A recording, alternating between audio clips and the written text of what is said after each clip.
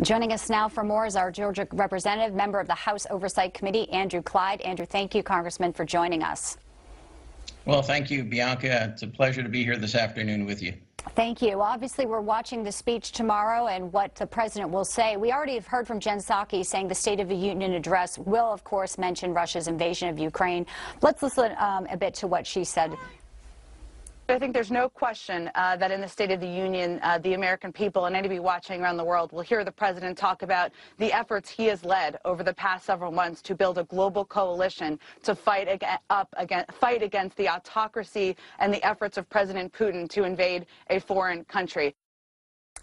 I mean, Congressman, has led. A lot of people say we've been so behind, and the sanctions that were taken were so late that we never would have even been here if they had acted sooner. Oh, you're absolutely correct. President Biden has not led on the world stage at all. If anyone has led, it's been the Europeans who has led, and certainly the president of Ukraine has led his country.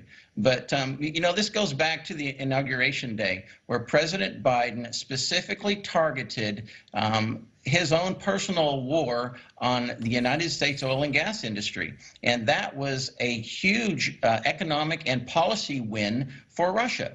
I mean, President Biden's executive orders took away the club that the United States had, our ability to influence the world stage when it came to energy. And what did it do? It gave more leverage to Russia, and it took away our leverage, and it gave more money to Russia. It filled their coffers so that they could better withstand economic sanctions. I mean, that's just incredibly poor leadership.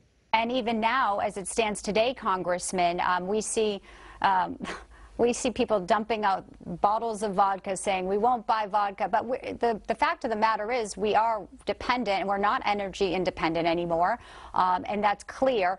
Why do you think that there has not been more pressure to start becoming more energy independent? We're giving Putin so much money to fund this battle. Well, I think President Biden is bowing to the left, and that's just despicable. I mean, green energy is not going to win this battle on the world stage. It is oil and gas. And, that is what Putin feeds his nation with. I mean, the hard currency comes in through the sale of oil and gas. If the United States had a robust energy policy where we could be net energy exporters, then we could take away that leverage that Russia has. And honestly, I really think that Russia never would have invaded Ukraine if we would have had that robust energy policy in place, because we could have crushed them immediately. And right now we're playing catch up. We are behind on energy. We buy energy from Russia. We're part of the problem here, and we should immediately terminate the energy we're getting from Russia. Congressman, we've been obviously seeing the Ukrainians put up a fight here, and they want to save their country, they want to save their sovereignty, and now we are in this, and as so far as giving aid, $350 million sent over. We see a huge response from the EU saying that they will be supplying more funding, possibly even fighter jets. We're in this. Clearly, NATO, the question is, how far will NATO go? Well, I applaud the Ukrainians. They have shown tremendous courage. They have been an inspiration. They're the underdog here by a huge margin, but they are putting up a tremendous fight, and they could win this fight.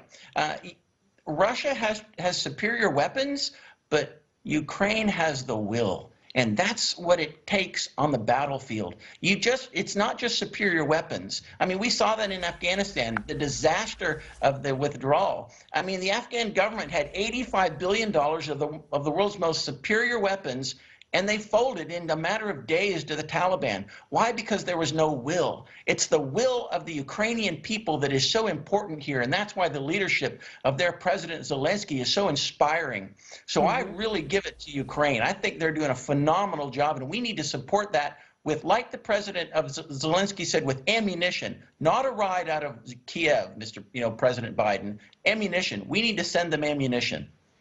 Well, it looks like certainly that we will be. Real quick, we only have about a minute left, Congressman, but obviously when you hear the threats of nuclear and Putin really is ratcheting up a lot of the tensions here, we obviously are looking for leadership. We're looking for President Biden to send a clear message from the West. What does he need to accomplish tomorrow in that State of the Union?